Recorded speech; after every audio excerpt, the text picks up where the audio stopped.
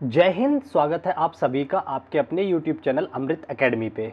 हम लोग अपने शीटेड पेपर 2 के लिए मैथ और साइंस की प्रिपरेशन कर रहे हैं, ठीक है। और उसमें 20 डेज सीरीज़ और संभावित प्रश्नों की सीरीज़, गेसिंग क्वेश्चन की सीरीज़ हमारी चल रही है प्रॉपर वे में। आप लोग वो वीडियो भी देख सकते हैं।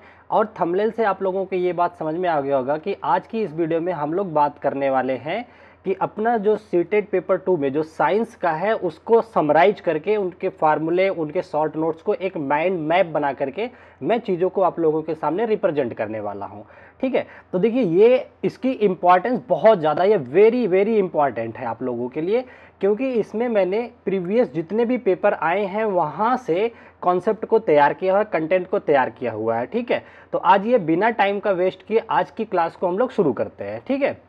देखिए, इसमें सबसे पहला आपका मैंने जो टॉपिक लिया है एसिड बेस। एसिड बेस में क्या होता है, देखिए मोस्ट इंपॉर्टेंट क्वेश्चन यहाँ से ये बनता है कि आप लोगों से ये पूछा जाता है कि एसिड में जो हमारा लिटमस पेपर होता है किस रंग का होता है, बेस में किस रंग का होता है, यहाँ से क्वेश्चन देखने को मिलता है। तो एक ट्रिक मैंने आप लोगों के साथ शेयर करी है, एक सेकेंड। वो ट्रिक मैंने बताया है अनील, ये होता है अम्ल के लिए। अ से आपका देखिए यहाँ पे सब लिखा हुआ है, अम्ल नीले लिटमस को लाल में बना देता है, ठीक है। तो अनिल वर्ड से आप लोग ये बात याद रखोगे, क्या करता है, जो अम्ल है वो नीले लिटमस पेपर को लाल में कन्वर्ट कर देता है। वहीं अगर हम बेस की बात करते हैं, वो क्या करता है, बेलन से आप लोग याद करोगे, ठीक है। किससे, बेलन, बा से आपका शुरू हो जाता है क्या, बेस। बेस मतलब क्षार होता है, ठीक है। क्षार जो होता है वो लाल लिटमस को क्या कर देता है, नीला कर देता है। एक तो यहां से क्वेश्चन बहुत इंपॉर्टेंट बनता है, ये याद रखोगे, ठीक है। आपको क्या करना है, ये 4-5 पेज का शॉर्ट नोट है जिसको मैं डिस्कस करूंगा डिटेल में। इसको एक पेज पे लिख करके या स्क्रीनशॉट लेकर के अपने पास रख लेना है, ठीक है। और जब तक एग्जाम हॉल में नहीं घुस जाते तब तक इन चीजों को देखते रहना है। आपको सारे की सारे टॉपिक आपको याद रहेंगे हमेशा माइंड में, ठीक है। तो ये याद रखोगे। अब देखिए, एक क्वेश्चन बनता है अम्ल के इंडिकेटर से, मतलब कि अम्ल के सूचक से। तो एक सूचक तो आपका ये हो गया लिटमस पेपर, दूसरा 2-3 सूचक और हैं जहां से बार बार क्वेश्चन बनते हैं। मैंने बहुत सारे टॉपिक लेकर के कंफ्यूज नहीं किया है, वही टॉपिक लिए हैं जहां से क्वेश्चन बनते हैं, ठीक है। तो एक देखिए इंडिकेटर गुड़हल, गुड़हल होता है ना जो पुष्प होता है, उसका था। तो इसका याद रखेंगे आप। गुड़हल जो होता है एसिड में, मतलब कि अम्ल में गहरा गुलाबी रंग देता है। क्या देता है, एसिड में गहरा गुलाबी रंग देता है, ठीक है। वहीं क्षार में, मतलब कि बेस में हरा रंग दिखाता है, कौन, गुड़हल, ठीक है। और उदासीन विलयन अगर है तो उसमें रंगहीन हो जाता है, कोई कलर इफेक्ट नहीं देता है, कौन, गुड़हल, ठीक है। तीसरा मोस्ट इंपॉर्टेंट आपका जो सूचक आता है, हल्दी आता है। यहां से क्वेश्चन बहुत बार पूछा गया है, ठीक है। हल्दी जो होता है एसिड में रंगहीन, मतलब कि अपने ओरिजिनल रंग में रहता है। हल्दी क्या रहता है, एसिड में अपने ओरिजिनल रंग में, मतलब कि पीला रंग में रहता है, ठीक है। वहीं अगर बेस की बात करें, बेस ही एक, मैं थोड़ा सा और इसको बड़ा कर देता हूँ फोटो को, एक सेकेंड रुक जाइए आप लोग। ये बड़ा नहीं होगा क्या, यहाँ से हो जाएगा शायद, हाँ एक सेकेंड, बस एक सेकेंड, ठीक है, ताकि आप लोग को सारी चीजें ध्यान से अच्छे से दिख जाए, ठीक है। ये हो गया। अब देखिए, मैंने ये बता दिया, जो हल्दी होता है अम्ल में कैसा रंग देता है, खुद जैसा है वैसा बना रहता है, पीला रंग का रहता है, ठीक है। वहीं अगर बेस में चला जाता है, मतलब कि क्षार में चला जाता है, तो वो भूरा लाल रंग देता है, जैसा ईंट होता है ना, ईंट के कलर का लाल रंग देता है, ठीक है। जैसे पेन चल रही है ये कलर देता है। तो ये बात आप लोग याद रखोगे। इन दोनों से क्वेश्चन बने हुए हैं और बार बार बनते हैं। एक आपसे पूछा जाता है चाइना रोज के बारे में। चाइना रोज जो है मैंने यहाँ पे नहीं लिया है, एक ही बार क्वेश्चन पूछा था, वो भी याद रखोगे। वो बेस में, क्षार में हरा रंग देता है और एसिड में जो देता है वो गहरा थोड़ा रेड रंग देता है, ठीक है। वो सर्च कर लीजिएगा आप, ठीक है। सॉरी, इतना आ गया। उसके बाद आपका क्वेश्चन बनता है पीएच स्केल से, पीएच मान से बनता है, ठीक है। पीएच स्केल आप लोगों को पता होगा, यहाँ पे वैसे मैंने पेन से बनाया है तो यहाँ पे मैं बड़ा सा बना देता हूँ। पीएच स्केल देखिए 0 से शुरू होता है और 14 तक जाता है। और जो 0 होता है, सॉरी जो 7 होता है, ये अलग कैरेक्टर शो करता है, एक सेकेंड, सॉरी, ये 7 हो गया, ठीक है। तो देखिए 7 से नीचे ये अम्लीय होता है, अम्लीय को दिखाता है। 7 से ऊपर ये क्या दिखाता है, क्षार को। और जो 7 होता है ये उदासीन दिखाता है, उदासीन विलयन को दिखाता है, ठीक है। सॉरी ज़्यादा तेज बोल दिया, ठीक है ना, इसको थोड़ा सा इधर शिफ्ट कर देता हूँ, सॉरी फॉर दैट। ठीक है, ये आ गया आप लोगों के सामने। अब देखो 7 उदासीन हो गया, इतना ही याद रखना है। आपसे ये पूछ लिया जाएगा कि अम्ल जो होता है वो कितना पीएच दिखाता है, तो 7 से कम दिखाता है। सॉरी अम्ल जो है 7 से कम दिखाता है और क्षार जो है 7 से 14 तक दिखाता है, ठीक है ना, ये आप लोग याद रखोगे। और एक रिएक्शन आपको याद रखना है कि अम्ल और क्षार आपस में क्रिया करके बनाते हैं क्या, सॉल्ट प्लस वाटर बनाते हैं, ठीक है। अम्ल और क्षार क्रिया करके क्या बनाते हैं, सॉल्ट प्लस वाटर। इस अभिक्रिया को बोला जाता है उदासीनीकरण, ठीक है। क्या हो गया, ये सुस्ती आ गई, थोड़ा तेज बोल दिया मैंने, ठीक है ना। तो इस अभिक्रिया को क्या बोला जाता है, उदासीनीकरण बोला जाता है। यहां तक आप लोग याद रखोगे, ये माइंड में अपने बैठा के रखना। आगे चलते हैं। अब देखिए रासायनिक अभिक्रिया से क्वेश्चन आता है, उसके टाइप से क्वेश्चन आता है, ठीक है ना। तो देखिए हमें जो पढ़ना होता है सीटेड पेपर 2 के लिए 4 टाइप की अभिक्रिया पढ़नी होती है। पहला आपका आता है संयोजन अभिक्रिया, जिसको कि इंग्लिश में कॉम्बिनेशन रिएक्शन बोलते हैं। इसमें क्या होता है, देखिए इधर जो एरो के लेफ्ट होता है इन्हें रिएक्टेंट बोलते हैं, ठीक है ना। 2 रिएक्टेंट मिल करके अगर एक उत्पाद बनाते हैं तो इस अभिक्रिया को बोला जाता है कॉम्बिनेशन। यहां देखो ए और बी अलग अलग थे, दोनों जुड़ करके कंबाइंड हुए हैं, कंबाइंड से निकला है कॉम्बिनेशन वर्ड, ठीक है, संयोजन अभिक्रिया। एक तो यहां से क्वेश्चन पूछा जाता है टाइप ऑफ रिएक्शन से, कई बार क्वेश्चन पूछा है। जो लोग 20 डेज प्रीवियस ईयर सीरीज को फॉलो कर रहे होंगे उनको अच्छे से पता होगा, ठीक है। दूसरा इसका अपोजिट, अगर एक साथ है, प्रोडक्ट एक है और रिएक्टेंट 2 बना रहा है ए और बी को अलग करके, इसको बोलते हैं विस्थापन या डीकंपोजिशन, ठीक है। तीसरा टाइप आता है कि इसमें आता है सिंगल डिस्प्लेसमेंट, जैसे ए और बी एक साथ मिले हुए हैं, इससे सी रिएक्शन किया, ठीक है।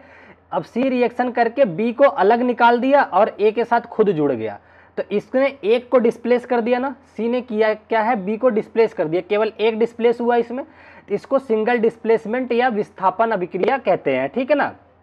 ये हो गया इंग्लिश का वर्ड, ध्यान रखो। उसके बाद आ जाइए क्या कहता है, देखिए जब अगर मान लो 2 है कंपाउंड ए बी और सी डी की रिएक्शन होती है, इसमें एक दूसरे को रिप्लेस कर रहे हैं। ए जो है अपने कंपाउंड से हट गया, यहाँ सी हट गया, सी से ए वाला जुड़ गया, बी से डी वाला यहाँ पे बना लिया। इस तरह के अगर रिएक्शन होते हैं तो इन्हें बोला जाता है क्या, डबल डिस्प्लेसमेंट रिएक्शन, ठीक है ना। तो देखिए इसे क्या बोलते हैं, डबल डिस्प्लेसमेंट रिएक्शन बोलते हैं। जैसे कॉम्बिनेशन का याद रखो, जैसे मान लो H plus O2 H2O, H2 plus O होता है ना, हाइड्रो जल बनाते हैं जब H2 प्लस O, ठीक है ना, या यहाँ पे ऐसे 2 लगता है तो ये बन जाता है 2H2O। तो जो भी है मतलब 2 रिएक्टेंट कंबाइन होकर के एक प्रोडक्ट बना रहे हैं। हम आपको रिएक्शन अभी नहीं बता रहे हैं, बस टाइप पता रहना चाहिए आपको, ठीक है ना। इस तरह की चीजें आप लोग याद रखोगे। तो ये 4 टाइप की रिएक्शन याद रखना है। एक क्वेश्चन बार बार पूछा जाता है, लोहे पर जंग लगना कौन सी अभिक्रिया होती है, तो ये होती है रेडॉक्स अभिक्रिया। अब रेडॉक्स क्या है, रेडॉक्स एक ऐसी अभिक्रिया होती है जिसमें ऑक्सीडेशन और रिडक्शन दोनों हो, ठीक है ना। अब ऑक्सीडेशन क्या होता है, किसी भी तत्व में अगर ऑक्सीजन जुड़ता है या हाइड्रोजन रिप्लेस होता है तो उसे ऑक्सीडेशन रिएक्शन बोलते हैं। इसका अपोजिट होता है अपचयन, जिसको कि वो बोलते हैं रिडक्शन बोलते हैं, ठीक है ना। तो ये चीजें याद रखोगे, ये वाला क्वेश्चन बहुत इंपॉर्टेंट है, बार बार पूछा जाता है।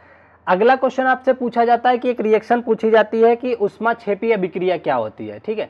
ऐसी अभिक्रिया जो अभिक्रिया के दौरान क्या देती है, ऊष्मा उत्सर्जित करती है। जैसे अगर आप लोगों ने घर में पुताई होते हुए देखा होगा तो चूने में पानी डाला जाता है, देखते होंगे वो ऐसे लगता है बॉयल करके वहां से एनर्जी रिलीज होती है, ठीक है ना। तो उसे बोलते हैं क्या, ऊष्माक्षेपी अभिक्रिया। और एक अभिक्रिया होती है ऊष्मा अवशोषी अभिक्रिया, जिसको स्टार्ट करने के लिए हमें खुद ऊष्मा देनी पड़ती है, ठीक है। ये बात याद रखोगे। अब एक क्वेश्चन और बनता है, ये बातें बस देखो रियलाइज कराना, आपके माइंड में ये बातें रखना है एग्जाम तक, इसलिए मैंने ये शॉर्ट नोट्स बनाए हैं आप लोगों के लिए, बहुत मेहनत करके पूरा पेपर एनालिसिस करके कहाँ कहाँ से क्वेश्चन आए हैं। मैंने ऊट पटांग कोई भी चीज़ नहीं लिया है, एक्स्ट्रा कोई भी पॉइंट नहीं लिया है। एक क्वेश्चन आप लोगों ने देखा होगा कि रासायनिक परिवर्तन और भौतिक परिवर्तन से बनता है, ठीक है।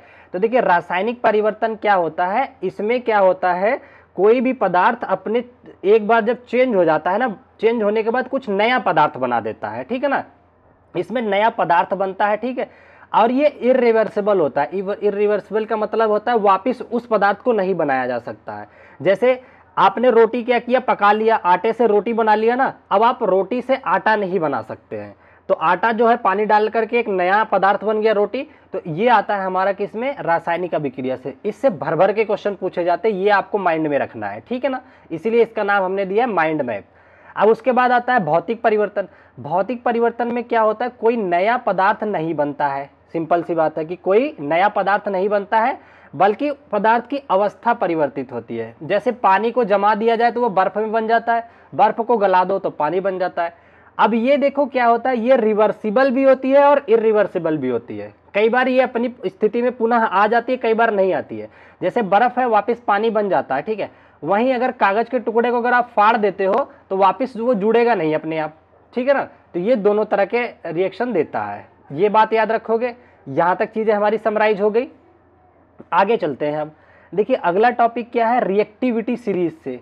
ये इतना इंपॉर्टेंट है कि मैं बता नहीं सकता, बहुत ही ज्यादा इंपॉर्टेंट है।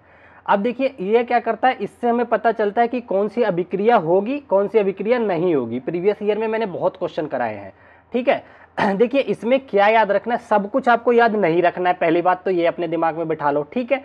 क्या याद रखना है वो बताता हूँ। सबसे पहली बात ये याद रखना है कि जो पोटेशियम है ये सबसे ऊपर पाया जाता है, ठीक है। देखिए क्या है, मोस्ट रिएक्टिव मेटल होता है, ये किसी के साथ भी रिएक्शन कर लेगा। अब देखो सबसे ऊपर क्या पाया जाता है, पोटेशियम, उसके नीचे सोडियम पाया जाता है, फिर बेरियम। पोटेशियम याद रखना है। अब ये याद रखना है इसी सीरीज में तीसरे या चौथे पे आपका कैल्शियम आता है। अब इतनी बात याद रखना है कि कैल्शियम जो है मैग्नीशियम से ऊपर आता है, क्योंकि बहुत बार मैग्नीशियम और कैल्शियम का क्वेश्चन बना है। तो कम से कम ये याद रखोगे। और फिर ये याद रखोगे जिंक को, जिंक जो है कैल्शियम और मैग्नीशियम दोनों के नीचे आता है, ये बात याद रखोगे। इससे ज़्यादा क्वेश्चन नहीं बना है, यहाँ से नहीं बना है। हाइड्रोजन और कॉपर से बना है, ठीक है ना। कई बार क्वेश्चन पूछ लेता है HCl में कॉपर की रिएक्शन होगी कि नहीं, तो ये सब इसी से डिपेंड करते हैं कि होगी कि नहीं होगी, ठीक है। तो ये याद रखोगे कि हाइड्रोजन जो है ऊपर होता है, कॉपर नीचे होता है, ठीक है। और बस इतना याद रखोगे, इतने से भी आपका पेपर सॉल्व हो जाएगा। इससे बाहर अभी तक तो नहीं आया है। वैसे आपके सामने पूरी सीरीज है, आप चाहे तो थोड़ा पढ़ सकते हैं, ठीक है ना। अब ये काम क्या करता है उस पर बात कर लेते हैं। ये जो होता है ना, ऊपर वाले होते हैं सबसे ज़्यादा रिएक्टिव होते हैं, नीचे वाले क्या होते हैं, कम रिएक्टिव होते हैं, ठीक है ना, लेस रिएक्टिव होते हैं। अब ये करते क्या है, जैसे मान लो जो हाई रिएक्टिव होता है, मान लो आपको मैं बताऊं, अगर जैसे HCl है, अगर मैं पूछूं कि अगर कॉपर से रिएक्शन करके क्या ये हाइड्रोजन को रिप्लेस करके इसकी जगह ये Cl जुड़ सकता है क्या, CuCl बना सकता है क्या, तो आप बोलोगे नहीं। क्यों, क्योंकि ये कॉपर जो है इससे कम रिएक्टिव है, कम वाला ये हाई रिएक्टिव है, तो ये अच्छे से जकड़ रखा है, तो ये इसको यहाँ से रिमूव नहीं कर पाएगा, ठीक है। यही अगर उल्टा होता, मान लो इसके कोई साल्ट होता तो हाइड्रोजन आता तो हाइड्रोजन भगा देता, क्योंकि इससे मजबूत है। तो यही काम होता है, ऐसे ही पहचानना होता है। पहचान जाओगे ना आप लोग, ठीक है। देखिए गर्मी बहुत है, आवाज़ थोड़ा सा माइक ले लेता है फ़ैन की, इसलिए फ़ैन बंद करके वीडियो बनानी पड़ती है। आप लोग लाइक और शेयर सब्सक्राइब जरूर कीजिएगा, कम से कम एक एक दोस्तों को जरूर भेज दीजिएगा ये वीडियो, क्योंकि किसी का भी फायदा हो जाए। लास्ट मोमेंट चल रहा है आप लोगों का पेपर का। अब देखिए एक क्वेश्चन बनता है मृदा की प्रॉपर्टी से, मिट्टियों से क्वेश्चन आप लोगों ने देखा होगा, ठीक है। तो मैं शॉर्ट नोट में इसको भी माइंड में बैठा देता हूं आप लोगों को, ठीक है। इसकी प्रॉपर्टी याद रखोगे, कौन कौन सी बहुत ज़्यादा इंपॉर्टेंट है, जहां से बहुत क्वेश्चन बने, मैंने वो प्रॉपर्टी ले रखी है, ठीक है। टाइप ऑफ मृदा, मतलब जो सॉइल है उसके प्रकार। पहला बलुई मिट्टी, जिसको सैंड सॉइल बोलते हैं, सिल्ट या गादा, और लोमी या दुमटी मिट्टी, ठीक है। लास्ट में आता है आपका क्ले या मृडम्य बोलते हैं, गीली थोड़ा सा होता है, क्ले याद रखोगे, क्ले मिट्टी, ठीक है। अब देखो क्या होता है, जल धारण क्षमता। देखो सबसे पहले तो ये मैं ये वाला याद रखो, पार्टिकल के साइज, मिट्टियों के जो कण होते हैं कितने साइज के होते हैं। जो बालू वाले कण होते हैं, बलुई मिट्टी होती है, इनके साइज जो होते हैं पार्टिकल के बड़े होते हैं, बीच वालों के मीडियम होते हैं, क्ले के बहुत छोटे होते हैं, बहुत बारीक बारीक मिट्टी के कण होते हैं, ठीक है। अब देखिए क्वेश्चन यहाँ से बनता है, जल धारण पूछता है कि इसमें क्रम बताओ, सबसे ज्यादा जल धारण कौन करता है। तो देखिए बलुई मिट्टी जो है बड़े आकार के होने की वजह से जल धारण कम करती है, तो लो और बीच वाले जो है मीडियम। सबसे हाई जल धारण करता है कौन, क्ले करता है, ये याद रखोगे, ठीक है। उसके बाद एरिएशन पूछता है, वातन। वातन का मतलब है किन मिट्टियों के बीच से हवा ज्यादा घुस सकती है, ठीक है ना। तो जिनके पार्टिकल बड़े होंगे वहां से हवा ज्यादा घुसेगी, इसका मतलब ये हो गया। तो देखिए जो बलुई मिट्टी होती है इसके बड़े कण होते हैं, तो इसलिए यहाँ से एयर जो है, एरेक्शन या वातन जो होता है इसका हाई होता है। उससे थोड़ा कम होता है सिल्ट या गादा मिट्टी का, उससे सबसे कम होता है किसमें, क्ले मिट्टी में। यहाँ से हवा जल्दी पास नहीं हो पाती है, ये बात याद रखोगे। और उसके बाद आता है परकुलेशन रेट आता है। परकुलेशन रेट का मतलब होता है अंतःश्रवण, मतलब इसमें पूछा जाता है किसमें ज़्यादा है किसमें कम है। तो अंतःश्रवण जो होता है बलुई मिट्टी में ज़्यादा होता है, ठीक है, और गादा में कम होता है, और सबसे कम होता है, लोवेस्ट होता है क्ले मिट्टी में, ठीक है। कैसे याद रखोगे, जिसमें वातन ज़्यादा होगा, एयर ज़्यादा फ्लो करेगी, उसका परकुलेशन रेट भी हाई होगा, ऐसे याद रखो। जिसमें एयर कम उसमें परकुलेशन रेट भी कम। तो एक क्वेश्चन यहाँ से आ जाएगा, ये इंपॉर्टेंट है, ठीक है, ये याद रखोगे, इसलिए माइंड में बिठा रहा हूँ, शॉर्ट नोट दे करके लिख लीजिएगा कॉपी में। अच्छा, एक बार ये क्वेश्चन पूछा जाता है बहुत बार, जो फोटोसिंथेसिस होता है, प्रकाश संश्लेषण की क्रिया होती है सूर्य के प्रकाश की उपस्थिति में, ये किस तरह की रिएक्शन होती है, तो ये होता है कॉम्बिनेशन रिएक्शन, ये बात याद रखना, ठीक है। इसमें 6 कार्बन डाइऑक्साइड 6 जल से क्रिया करके क्लोरोफिल और सनलाइट की उपस्थिति में ग्लूकोज और 6 ऑक्सीजन बनाता है, ये बात याद रखोगे, ठीक है ना। अब उसके बाद एक क्वेश्चन बनता है आपका यहाँ से, सब्लिमेशन या फिर ऊर्ध्वपातन क्या होता है, ठीक है ना। क्या होता है सब्लिमेशन या ऊर्ध्वपातन, देखिए क्या होता है, नेचर क्या कहता है कि अगर कोई ठोस है, आपने गर्म किया उसको, तो पहले फिर द्रव बनता है, फिर और गर्म करोगे तो गैस बन के उड़ जाता है, भाप बन के। लेकिन ऊर्ध्वपातन अभिक्रिया में क्या होता है, ऊर्ध्वपातन में क्रिया में क्या होता है, कोई ठोस गर्म करने के बाद ना बिना द्रव बने सीधा ही बन जाता है, क्या, भाप बन जाता है। इसीलिए इसको बोला, इस वर्ड को नाम दिया गया है ऊर्ध्वपातन, सिंपल सी लैंग्वेज में समझो, ठीक है। इसका एग्जाम्पल पूछा जाता है, नेफ्थलीन हो गया, ये बहुत इंपॉर्टेंट है, बहुत बार पूछा गया है। नेफ्थलीन में कौन से उस पर काम सेपरेट किया जाता है, तो ऊर्ध्वपातन विधि द्वारा। फिर आपका कपूर हो गया, अमोनियम क्लोराइड हो गया, इसके एग्जाम्पल। एक क्वेश्चन बहुत इंपॉर्टेंट आपका बनता है मोमबत्ती की ज्वाला से, ठीक है ना। देखिए मैंने ऊट पटांग बिल्कुल भी नहीं लिया है, आप इतना दिमाग में बैठा लेंगे ना, मैं सच बता रहा हूँ, पूरे के पूरे जो, वैसे अभी मैंने ये केमिस्ट्री वाला पार्ट लिया है, ठीक है। अगर आप लोग इसको पसंद करोगे, अच्छे से लाइक शेयर सब्सक्राइब करोगे, मुझे दिखेंगे कल तक कि हाँ ठीक ठाक व्यूज़ आ गए, ठीक ठाक आप लोगों ने कमेंट किया है और आपकी डिमांड है, तो मैं फिजिक्स और बायो का एकदम बेहतरीन तरीके से पूरा 2011 से 24 तक के पेपर को समराइज करके एक शॉर्ट नोट बना करके ऐसे ही सिखा दूंगा, सब कुछ यहाँ पर बैठा दूंगा आपके पेपर के पहले, ठीक है। ये आ गया। अब देखो क्या करना है, मोमबत्ती की जो ज्वाला होती है ना, तो इसके ना 3 पहलू होते हैं, एक तो सबसे अंदर का भाग होता है, एक बीच का भाग होता है, एक बाह्य का भाग होता है। इसमें पूछता है कि सर्वाधिक गर्म कौन सा होता है, तो जो बाहर वाला पार्ट होता है ये सर्वाधिक गर्म होता है, बीच वाला जो होता है वो मध्यम गर्म होता है, जो अंदर होता है वो सबसे न्यूनतम गर्म होता है। यहाँ से क्वेश्चन बना हुआ है इसलिए मैंने टॉपिक ले लिया, ये हो गया। अब आपको याद रखना है कुछ धातुओं की प्रॉपर्टी है, धातु जैसे आघातवर्धनीय होती है, सीट बन जाती हैं, ठीक है ना, धातुओं के तार बनाया जाता है, उनकी अलग अलग चमकी प्रॉपर्टी होती है, वहां से ज्यादा क्वेश्चन नहीं, सोडियम से क्वेश्चन बने हुए हैं, ये मैंने ले रखा है, ठीक है ना। याद रखना सोडियम एक बहुत ही मुलायम धातु है, ठीक है ना, यह ऑक्सीजन और जल से बहुत तेजी से अभिक्रिया करती है, दूसरी बात याद रखोगे, ठीक है। तीसरी बात याद क्या रखोगे कि इसको रखा जाता है छुपा करके, किसमें, मिट्टी के तेल में रखा जाता है, ठीक है, ये बात याद रखोगे। चौथी बात इसमें याद रखोगे कि ये इतनी मुलायम होती है कि इसको चाकू से हम काट सकते हैं, ठीक है ना। बस सोडियम के बारे में इतना याद रखना, एक आधी क्वेश्चन टकरा जाएगा आपको, ठीक है। चलो अब हम आ जाते हैं अपने कृषि वाले पार्ट से, जो क्वेश्चन पूछता है इसको भी मैंने केमिस्ट्री में ही ले रखा है। इसमें पूछता है आपसे फसलों के बारे में, ठीक है, खरीफ फसल पूछ लेता है, उसके एग्जाम्पल पूछ लेता है, ठीक है।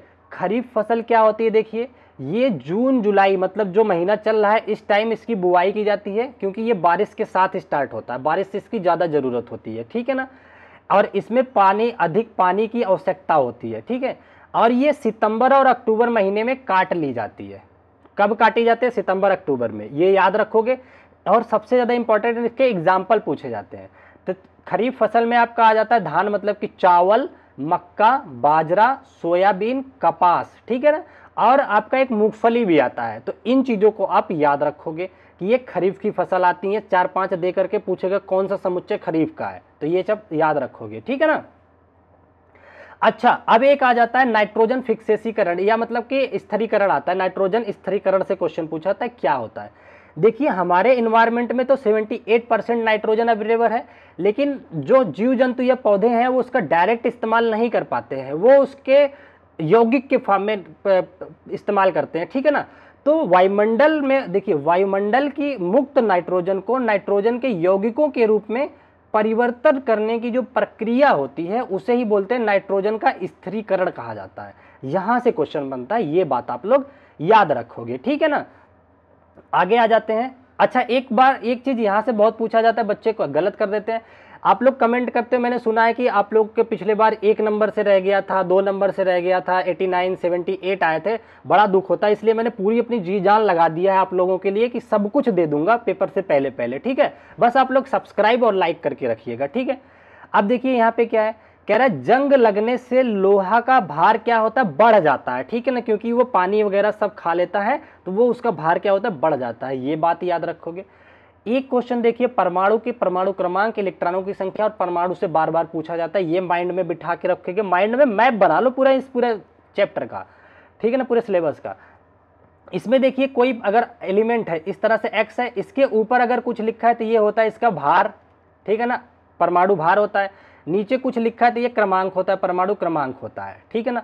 इस तरह से दे करके आपसे पूछेगा इसमें प्रोटॉनों की संख्या बता दो, तो प्रोटॉनों की संख्या जो होती है ये परमाणु क्रमांक के बराबर होती है, ये याद रखोगे।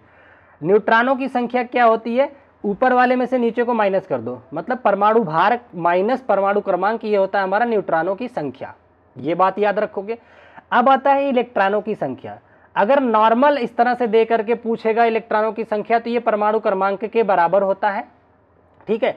अगर इस पे प्लस साइन कितना है तो वो प्लस साइन घटा करके इलेक्ट्रॉन संख्या बनती है। जैसे एग्जांपल मान लो अगर इसका 13 है एटॉमिक नंबर, इस पे +33 लगा दूं, अब पूछूं आपसे इसमें इलेक्ट्रॉन कितना होंगे, तो 13 मत बताना, 13 में से ये 3 घटा देना तो 10 होंगे। यहीं पे अगर ये माइनस माइनस लगा देता, 2 माइनस लगा देता, तब पूछता कितना हो गया, तो इसमें 2 जोड़ देते तो ये 15 हो जाता। तो इलेक्ट्रॉन की संख्या निकालने में गलती नहीं करोगे, इस तरह से निकालोगे कि किस सिचुएशन में वो पूछ रहा है आपसे। इतनी बात याद हो गई। देखिए रबी की फसल रह गई थी, तो लास्ट में मैं रबी की फसल भी ले लिया हूँ, ये बता देता हूँ आप लोगों के सामने, ठीक है ना। इसमें कह रहा है देखिए रबी की फसल क्या है, ये अक्टूबर नवंबर में बोई जाती है, ठीक है। ये मार्च और अप्रैल में काट ली जाती है, मार्च अप्रैल तक इसकी कटाई हो जाती है, अप्रैल नवंबर में बोई जाती है, ठीक है ना। इसको थोड़ा गर्म मौसम की जरूरत होती है, इससे सिंचाई की आवश्यकता कम पड़ती है, ठीक है ना। ये हो गया।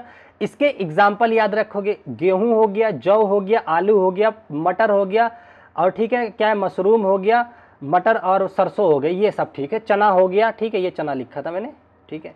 ये चीज़ें जो है हमें आपको बतानी थी।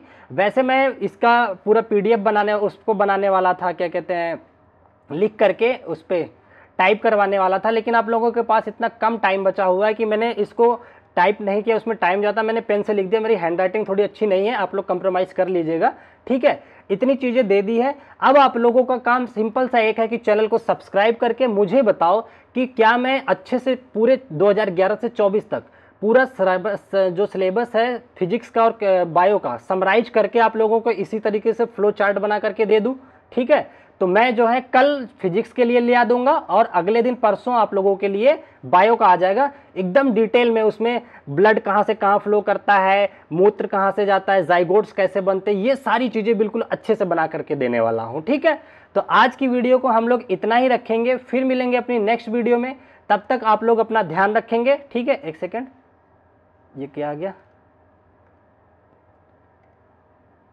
एक सेकेंड,